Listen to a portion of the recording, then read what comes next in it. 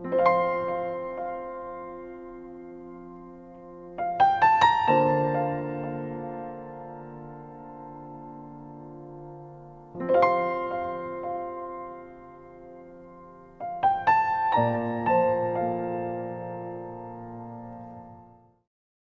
지금 복음 시리즈를 합니다. 복음의 능력과 복음의 축복입니다. 그 복음의 중심에는 예수 그리스도께서 서 계십니다. 이것을 다른 말로 말하면 예수님이 우리에게 주시는 능력과 예수님이 우리에게 주시는 축복이라고 할 수가 있습니다. 첫째는 자녀됨의 축복이었습니다. 우리가 하나님의 자녀가 이미 되었다는 이 사실은, 엄연한 이 사실은 우리에게 엄청난 많은 것들을 가르쳐주고 깨우쳐주고 또 영향력을 주는 것입니다. 두 번째, 우리는 이미 아담과 이브가 실패한 이 원죄에서부터 보혈로 자유함을 하나님이 주신 것입니다. 여러분들은 이미 죄로부터 자유하셨습니다. 이미 죄 문제를 해결하셨습니다. 세 번째는 마귀가 우리를 얽어매고 마귀가 우리를 속이고 마귀가 우리를 거짓으로, 거짓된 환상으로 이끌어가고 있는데 예수 그리스도를 믿음으로 말미암아 그 안에 있는 생명의 성령의 법이 죄와 사망의 법에서 우리를 그 올무에서 풀어준 거예요. 할렐루야. 해방된 것입니다. 복역의 때가 끝난 것입니다. 이것을 우리가 공부를 했습니다. 그 결과로 하나님은 우리에게 죽음과 죄뿐만 아니라 우리가 현실적으로 제일 고통 겪고 있는 것은 육신의 질병입니다. 사람은 세 가지로 되어 있습니다. 육신과 혼과 영으로 되어 있는데 현실적으로 제일 부딪히는 것은 육신입니다. 여러분, 밥 한 끼만 안 먹어도 현실적으로 배가 고프고요, 잠만 못 자도 현실적으로 아주 괴롭습니다. 육신의 병이 있을 때 현실적으로 우리는 얼마나 고통을 겪는지 모릅니다. 주님은 그걸 아시고 채찍에 맞음으로 너는 이미 나음을 입었다. 치유가 일어난 것입니다. 이미 치유가 일어난 것입니다. 예수 그리스도께서 여러분의 치유를 이미 담당하셨습니다. 그리고 오늘 다섯 번째 설교는 이 네 가지 축복을 또 다른 관점에서 하나님이 주시는 것입니다. 요즘 성도님들이 저에 대해서 이런 말을 합니다. 요즘 목사님이 믿음이 좀 좋아지셨다고 말합니다. 또 어떤 분은 이렇게 말했어요. 목사님이 요즘 거듭났다고 그렇게 표현을 했습니다. 이 성도님들이 느끼기에 그러시다는 것 같아요. 이렇게 제 설교를 오래 들었는데 요즘의 설교는 뭔가 좀 다르다. 이제 이런 제가 전화, 편지 이런 얘기들을 해외에서도 많이 듣고 또 동시에 그런 많은 간증을 제가 들어요. 지난주에 설교에 내가 이런 일이 있었습니다. 들어보니까 내 설교 사역 역사 중에 한 번도 없었던 그런 일들이 계속 일어나고 있는 거예요. 그래서 제가 꼭 반문하면 정말입니까? 정말 그렇습니까? 정말 암이 났습니까? 정말 모든 당신의 병이 정말 떠났습니까? 그러면 정말 그렇대요. 그렇다는 그 증거가 의사의 무슨 확인증은 없고 얼굴 표정이 그렇게 밝고 눈물이 있고 그런 것을 제가 발견을 했습니다. 저는 이번 특별히 고난주간 새벽기도에 이런 일들이 여러분에게 충만하게 임하기를 바랍니다.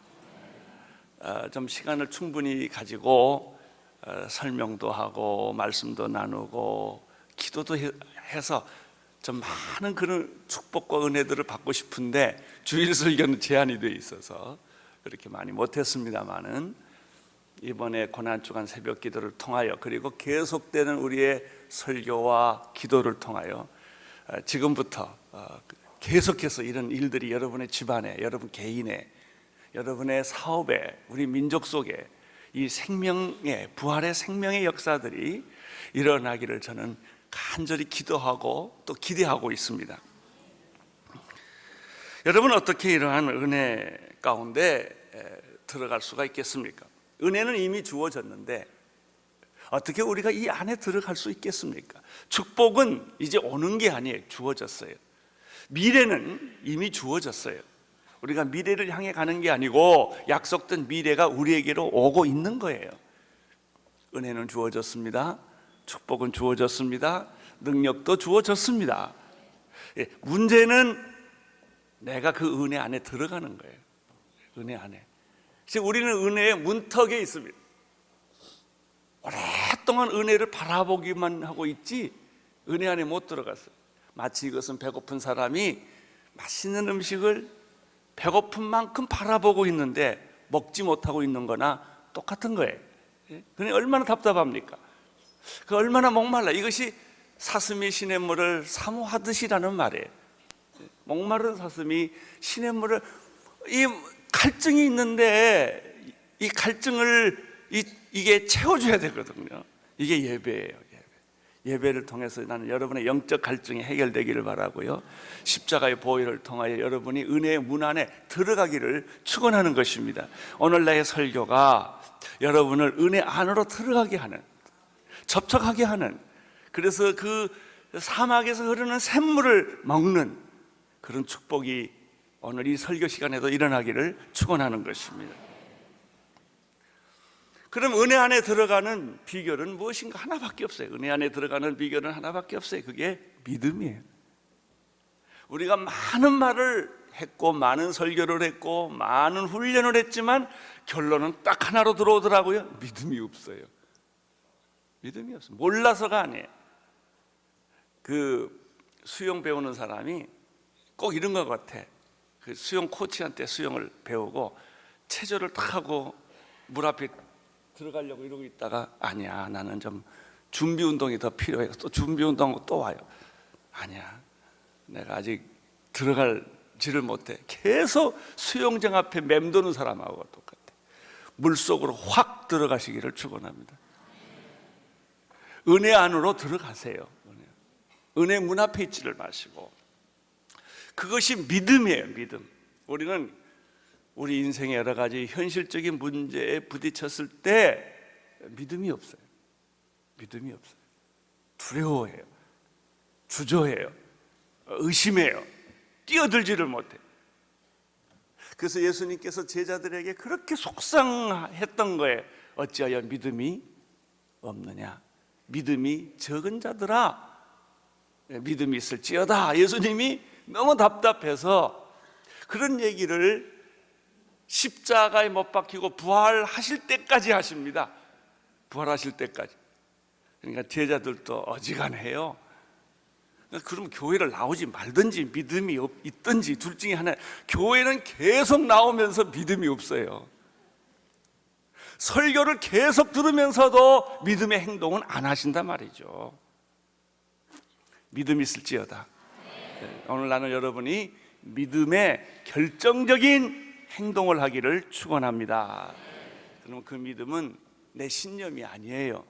내 신념, 내 비전이 아니라고요. 믿음은 내 확신이 아니에요. 그래서 안 되는 거예요.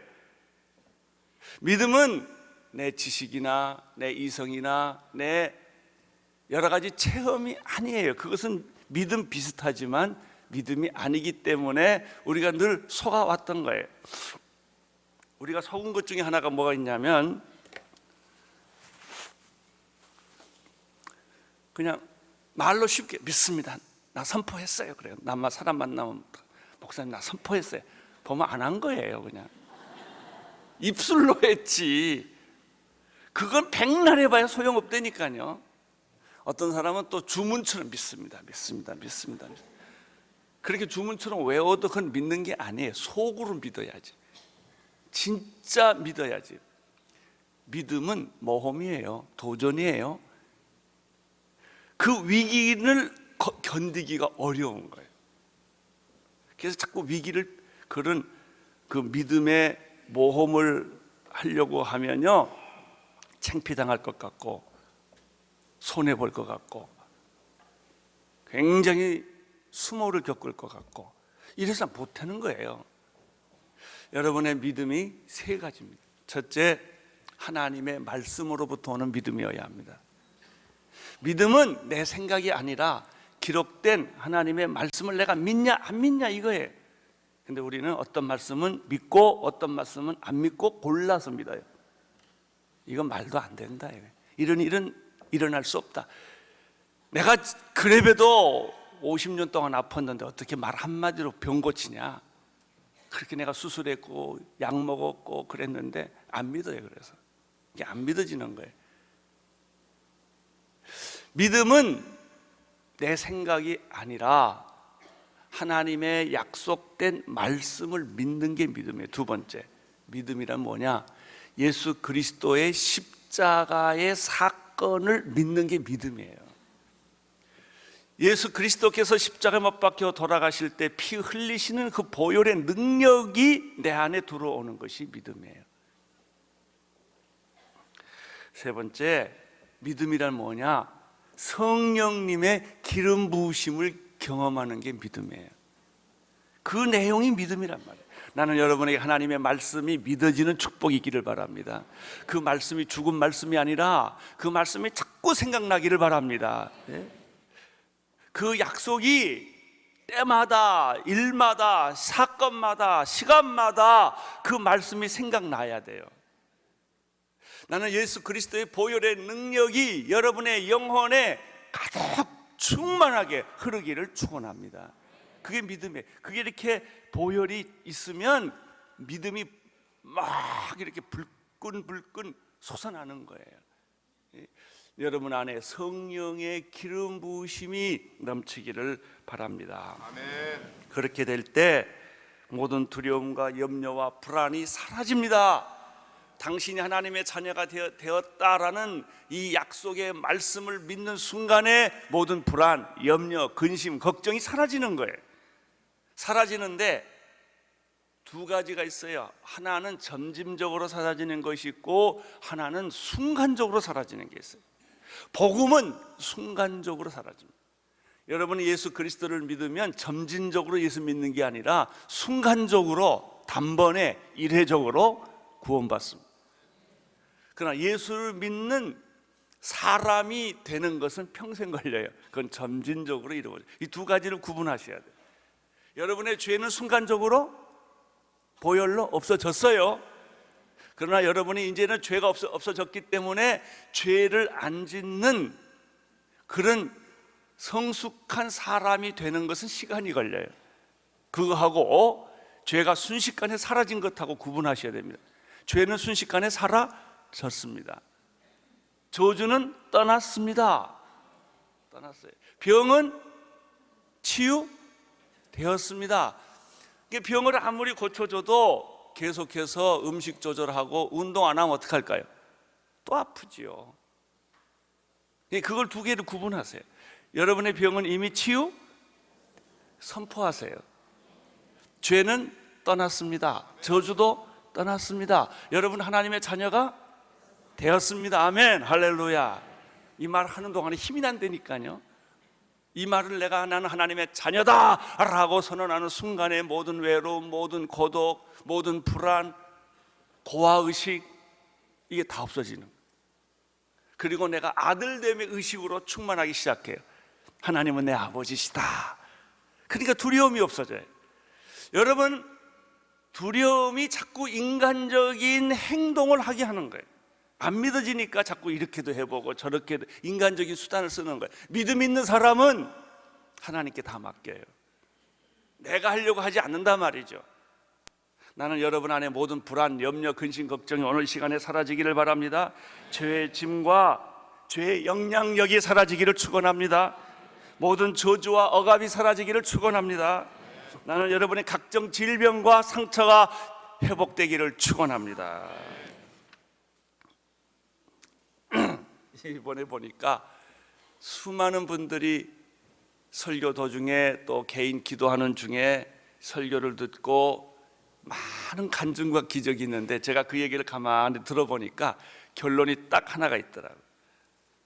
그게 뭐냐면 제 설교 듣는 도중에 선포를 하더라고요. 이 사람 속으로. 겉으로 선포하면 옆에 다 들리니까 내 손에 습진이 날지어다 이렇게 자기가 선포를 했는데 낫대는 거예요. 나는 제일 안 믿어준 것 중에 하나가 무슨 피부병 하나 있지요. 예? 아토피성이 순식간에 없어져 버렸대. 설교 듣는 도중에. 나 잘 안 믿어져요.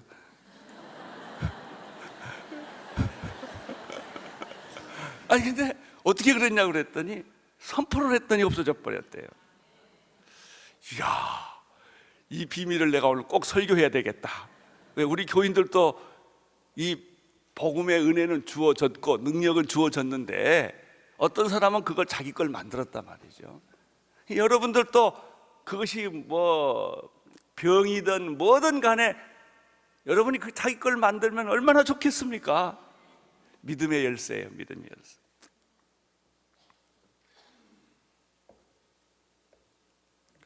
오늘은 다섯 번째 권세와 축복에 대해서 나는 하나님이 여러분에게 기름 부어 주시기를 축원합니다. 말씀으로 기름 부어 주시고 보혈로 기름 부어 주시고 또 성령으로 기름 부어 주셔서 오늘 죽은 여러분의 영혼이 살아나기를 바랍니다. 여러분, 우리가 예수 믿고요, 우리가 지금 버티고 사는 것은 자연적인 생명력 때문에 버티는 거예요. 여러분, 우리가 자연 치유력이 있어요. 가만히 있어도 치유돼. 이건 자연 치유력이에요. 햇빛 앞에만 있어도 치유되고요, 바닷가 앞에 있어도 치유되고요, 좋은 공기 속에 있어도 자연 치유가 일어나요. 그러나 성령이 임하면 영적 치유가 일어납니다. 자연 치유와 더불어 영적 치유가 여러분에게 일어나기를 축원하는 것입니다. 아주 요즘 이런 설교하면 너무 재밌어요. 왜냐하면 설교하면 막 설교대로 이루어지니까. 말씀이 그거더라고요. 말씀은 우리의 이성을 깨우는 작업이 아니라 우리의 영을 변화시키는 작업이에요. 하나님의 말씀, 보혈의 능력, 성령의 역사가 여러분의 기도 속에 임하기를 축원합니다. 다섯 번째 복음의 권세와 축복은 의롭다 하심이에요. 의롭다 하는 것. 자녀됨, 죄사함, 해방됨, 치유됨, 의롭다 하심. 의롭다 하심. 먼저 하나님의 말씀을 읽도록 하겠습니다. 로마서 8장 28절에서 30절의 말씀입니다. 로마서 8장 28절에서부터 30절의 말씀 같이 읽겠습니다. 시작. 우리가 알거니와 하나님을 사랑하는 자 곧 그 뜻대로 부르심을 입은 자들에게는 모든 것이 합력하여 선을 이룬다. 하나님이 미리 아신 자들 또한 그 아들의 형상을 본받게 하기 위하여 미리 정하셨습니다. 이는 그를 많은 형제 중에서 맏아들이 되게 하려 하십니다. 미리 정하신 그들을 또한 부르시고 부르신 그들을 또한 의롭다 하시고 의롭다 하신 그들을 또한 영화롭게 하셨다. 나는 여러분들을 법정으로 초대하려고 합니다. 왜냐하면 의롭다 하심이라는 단어가 법정 용어이기 때문에 그렇습니다. 이 법적인 상황에서 이 말이 이해가 됩니다. 법정에 가보면 피고인이 있습니다.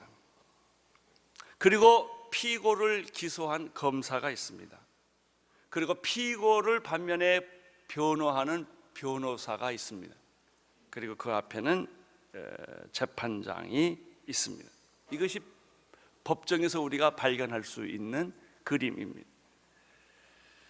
거기에 나타난 그 법적인 관계는 우리는 피고로 부름을 받았습니다. 당신은 사형수요, 사형받아 마땅합니다 라는 피고석에 앉아 있고요, 검사는 율법입니다. 율법이 우리를 사형수로, 우리를 피고 당신은 사형받아 마땅합니다 라고 율법이 우리한테 얘기를 하는 것입니다. 그것을 변호해 주시는 분이 예수 그리스도이십니다. 그리고 열심히 이것을 듣고 마지막으로 결론을, 선고를 하시는 분이 하나님으로 되어 있습니다. 이런 대충 그림입니다. 검사의 논고를 듣고 변호사의 변론을 듣고 재판장은 마지막으로 결론을 내리게 됩니다. 결론은 둘 중에 하나입니다. 중간이 없어요. guilty냐 유죄냐 또는 not guilty냐, 무죄냐, 둘 중에 하나입니다. 그리고 최고 재판부의 대법이라든지 헌재의 결정은 아무 누구도 못 바꿉니다. 결정에 최고의 재판장이신 하나님께서 예수님의 십자가의 변론을 들으시고 마지막 최고의 권위를 가지고 더 이상 여기서 선고가 내리면 더 이상 갈 데가 없어요.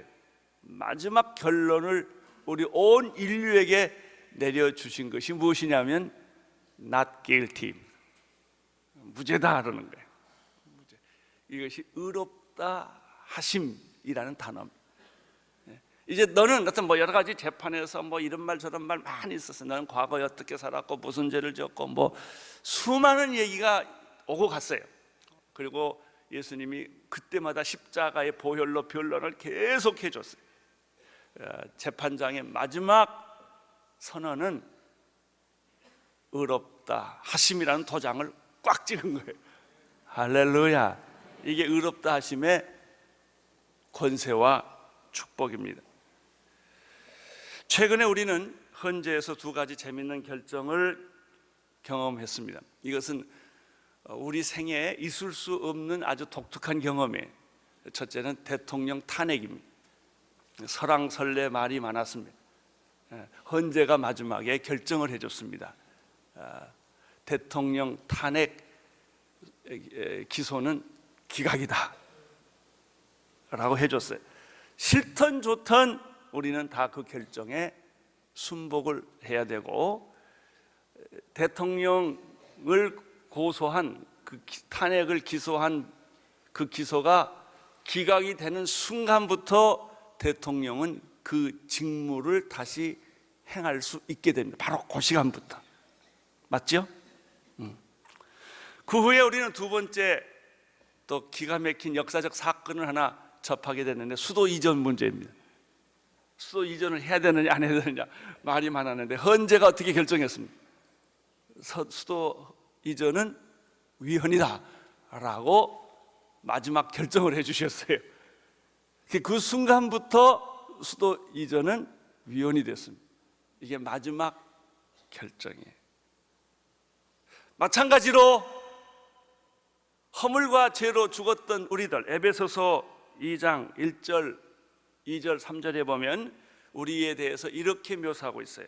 우리는 허물과 죄로 죽었던 존재요, 세상의 풍습을 쫓았고 공중 권세 잡은 자를 따랐고 육체의 소욕을 따랐고 본질상 우리는 진노의 자식이었고 이미 우리는 다 아담과 이브 이후로 사형 선고를 받은 자들입니다. 그런데 예수님께서 십자가로에서 보혈의 변론을 계속 해주셔서 그 기소할 때마다, 율법이 나를 기소할 때마다 은혜의 십자가가 계속 그걸 변론해 준 거예요. 그리고 마지막 우리의 영원한 대재판장이신 하나님께서 우리에게 최종 선고를 해 주셨습니다. 그건 뭐냐면 무죄 선언이에요. 너는 의롭게 되었다라고 하는 거예요. 의롭지 못한 일들이 내게 너무나 많이 있지만 이유야 어떻든지 간에 대재판장이신 하나님께서 의롭다고 선언하는 순간부터 나는 뭐가 됐어요? 의롭게 된 거예요. 의롭게 된 거예요. 왜 할렐루야 안 하세요? 여러분, 무죄 선고 받으신 그 피고인이 그 순간 춤을 추지 않겠어요? 그 많은 재판, 긴 재판, 그 많은 사연 속에 마지막에 당신은 무죄요 라를 듣는 순간에 이 사람 눈에는 눈물이 흐르고 모든 상처는 치유되고 회복될 거 아니겠습니까? 할렐루야. 이분이 예수 그리스도십니다. 예수 그리스도께서 보혈의 변론을 해주셨어요.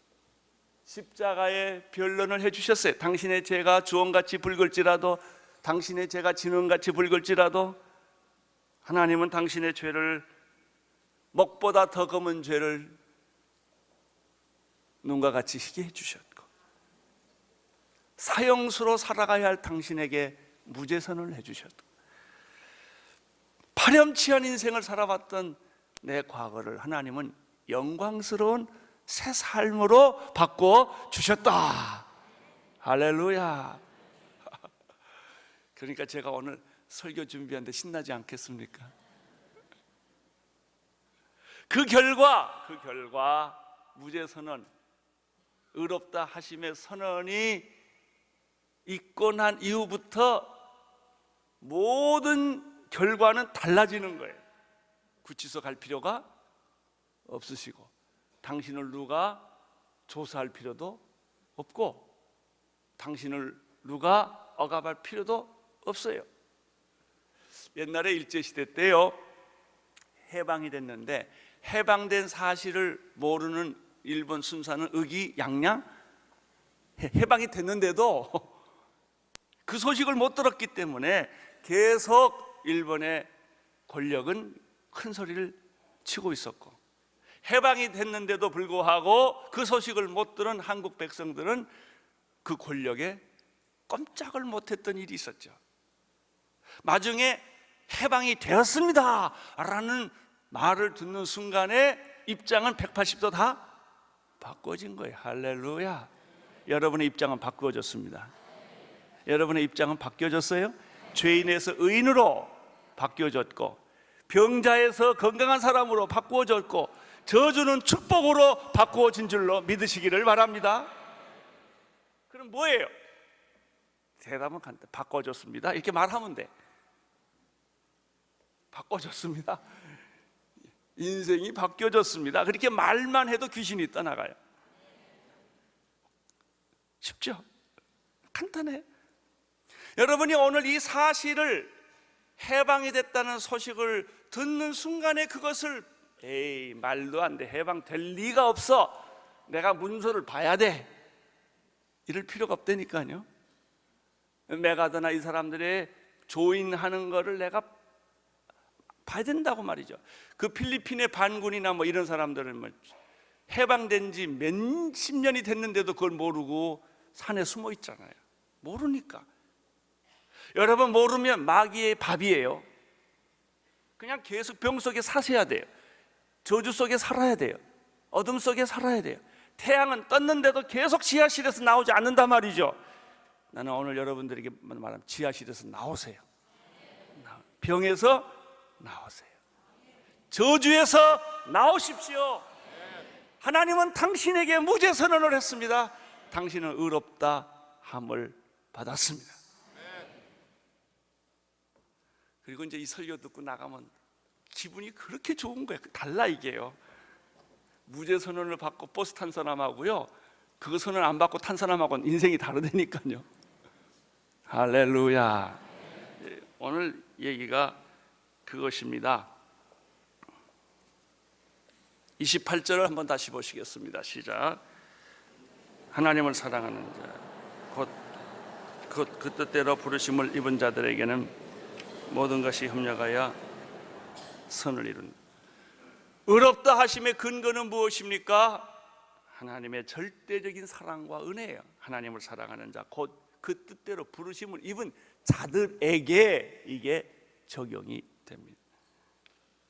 로마서 3장 23절 24절에는 다음과 같은 말씀이 쓰여져 있는데, 이것은 좀 더 깊고 분명하고 자세하게 이 부분을 설명해 주는 말씀이에요. 같이 읽겠습니다. 시작. 모든 사람이 죄를 범하였음에 하나님의 영광에 이르지 못하더니 그리스도 예수 안에 있는 구속으로 말미암아 하나님의 은혜로 값없이 의롭다 하심을 얻은 자 되었느니라. 예수 안에 있는 구속. 여러분, 의롭다 하심이나 구속이나 같은 말이에요. 구속. 구속은 상업 용어고 의롭다 하심은 법정 용어예요. 그래서 조금 차이가 있는 것뿐이에요. 구속은 뭐냐면 사고 파는 관계를 말하는. 예수님 당시에는 사람들이 노예제도가 있었습니다. 노예를 돈 주고 샀습니다. 그럼 내 거가 돼요. 물건처럼. 팔기도 하고 사기도 합니다. 내가 노예를 돈 주고 샀는데 돈 주고 산 그 노예를 내가 내 거니까 자유를 줄 수도 있어요. 돈 주고 사서 너는 자유다, 종이 노예가 아니다라고 착한 주인이 그렇게 할 수 있어요. 그럴 때 돈 주고 사서 이 사람을 자유롭게 해준 걸 구속이라는 단어를 쓰는 거예요. 우리는 뭘 받았어요? 예수 그리스도로 말미암아 구속, 상업용어입니다. 이거 다른 말로 말하면 하나님의 은혜로 값없이 뭘 받았어요? 재판용어로 쓴 거예요. 의롭다함을 받게 되었다라고 하는 것이. 이제 분명해집니까? 구속과 의롭다 하심. 여러분은 의롭게 이미 되었습니다.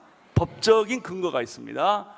여러분은 상업적인 관계에 있어서 돈을 다 죄값을 십자가에서 지불하시고 여러분을 자유케 하셨습니다. 여러분이 다시 죄값을 치를 필요가 없습니다.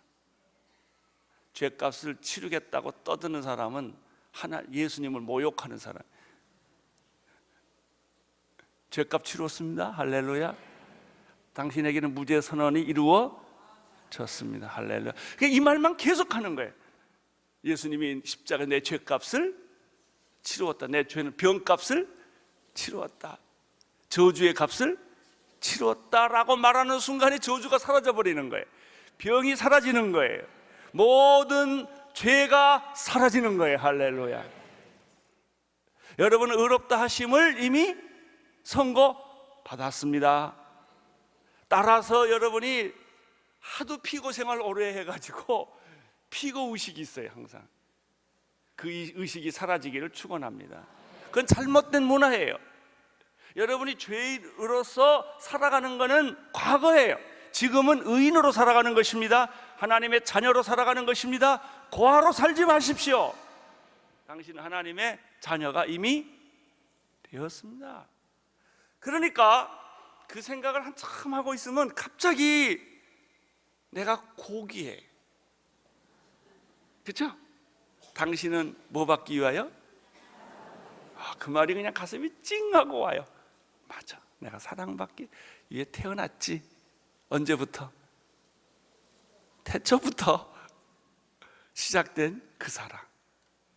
이렇게 사랑이 깊고, 이게 순간적이 아니고 우연이 아니고, 이게 팔자가 아니고, 이게 그냥 어떤 하나의 해프닝이 아니고 하나님이 태초부터 나를 사랑한 사건이었구나.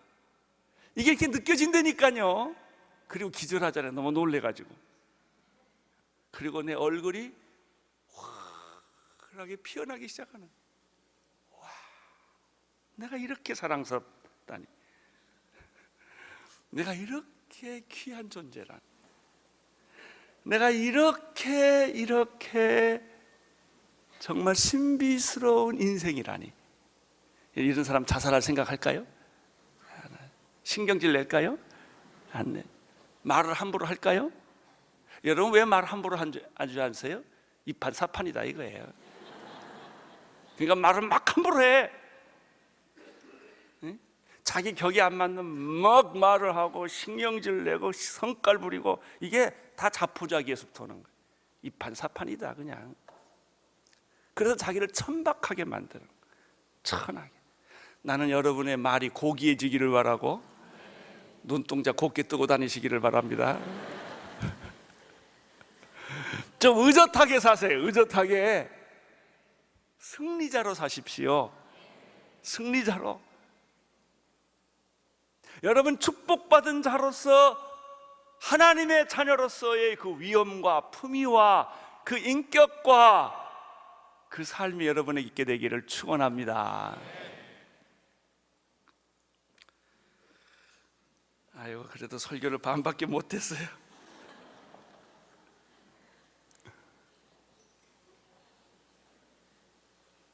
이 설교 더 듣고 싶은 사람은 양재로 오십시오. 29절을 읽어주세요. 29절 시작. 그 아들의 형상을 본받게 하기 위하여 미리 정하셨으니 이는 그러 많은 형제 중에서 맏아들이 되게 하려 하십니다. 그러면 하나님이 우리를 의롭다라고 하신 목적이 있을 거 아닙니까? 두 가지예요. 첫째는 누구의 형상을 받기 위하여? 하나님의 아들의 형상을 주기 위해서. 두 번째는 맏아들의 축복을 주기. 둘째 아들 아니에요, 셋째 아들 아니에요, 넷째 아들 아니에요, 맏아들. 하나님은 여러분에게 맏아들의 축복을 주시기를 원하십니다. Firstborn, 맏아들. 맏아들의 상속권과 맏아들의 권위와 맏아들의 축복을 다 주고 싶다 이거예요. 당신에게 하나님은 아들의 형상을 본받게 하도록 만들고 싶다 이거예요. 그래서 그 옆에 있는 분을 보면 얼마나 사랑스러운지. 왜? 누구 닮았으니까? 예수님 닮았어요. 아니, 옆에 있는 분 잠깐 보세요. 누구 닮았나 보세요. 맏아들의 축복과 그 아들의 형상을 거기다가 입혀주겠다는 거예요. 30절을 보십시오. 시작.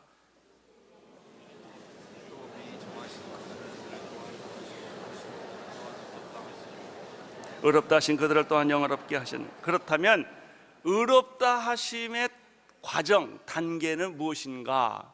네 단계가 있어요. 첫째, 미리 정하셨습니다. 예정이에요. 선택의 가장 큰 비밀은 그리스도 안에 감추어진 예정입니다.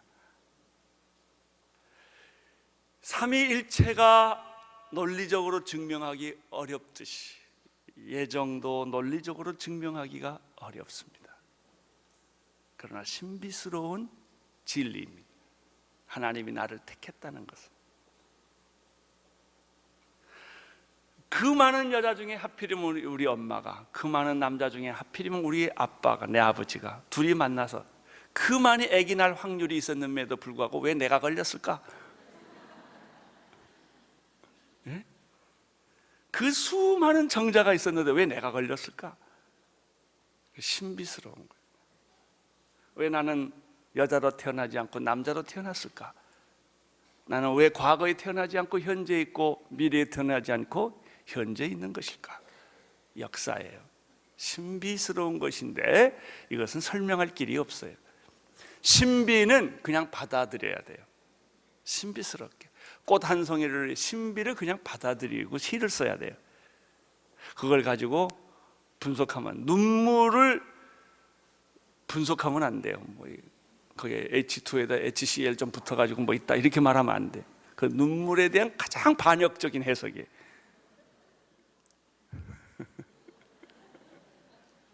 맞는 말인데 틀린 말이에요, 그게. 하나님이 우리를 정하셨어요. 왜? 몰라요. 왜 날 택해요? 왜 그 남자가 날 택해요? 날 사랑해요? 왜 그 여자가 날 택해요? 참 이 해결하기 어려운 얘기예요. 하나님은 우리를 택하셨다, 정하셨다는 거예요. 정하신 그들을 또한 어떻게, 두 번째, 부르셨다. 이 부름이라는 것은 선택이 없으면 부름이 없습니다. 그냥 암으로 가는 개똥이 부르듯이 야 개똥아 이렇게 부른 게 아니에요. 나를 지나가니까 부른 것도 아니고 있으니까 부른 것도 아니고 날 선택해서 부르신 거예요. 부름에 응답하십시오. 그래서 불렀기 때문에 거절하지 마세요. 세 번째, 부르신 그들을 또한 뭐예요? 그냥 부르기만 하면 어떻게 하겠어요? 의롭다 하게 해서 일시켜야지. 그 사람을 의롭다 하게 하시고, 마지막으로 의롭다 하신 그들을 또 어떻게 해요? 영화롭게 하셨느니라. 할렐루야. 여러분, 이 사실을 선언하세요. 하나님은 나를 택하셨지요. 나를 부르셨지요. 나를 의롭게 하셨지요. 하나님은 나를 영화롭게 하셨죠. 그날에 천국에서 나를 완전히 영화롭게 하실 거예요. 그래서 주님, 지금 내가 가지고 있는 현실적인 모든 문제가 이런 틀 속에서 해결되기를 원합니다. 죄가 떠나기를 원합니다. 습관적인 죄가 떠나기를 원합니다. 해방이 됐는데도 그 소식을 모르고 계속 억압대처럼 사는 것처럼 마귀에게 끌려가는 나의 삶이 종집어 찢겨지기를 원합니다. 죄가 떠나가기를 원합니다. 내 불안과 고아의식이 떠나가기를 원합니다. 하나님 아버지, 나를 그렇게 지배했던 질병이 오늘 이 시간에 떠나가기를 원합니다.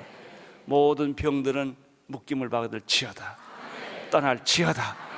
할렐루야. 주님을 찬양합니다. 박수 한번 하십시오. 아멘. 이것이 의롭다 하심을 받은 권세와 축복입니다. 기도하겠습니다. 주님, 의롭다 하심의 축복을 우리 성도님 모두가 이 시간 그 선언을 듣고, 하나님의 우렁찬 선언을 듣고 세상에 나가서 자유하게 살게 하여 주옵소서. 예수님 이름으로 기도합니다.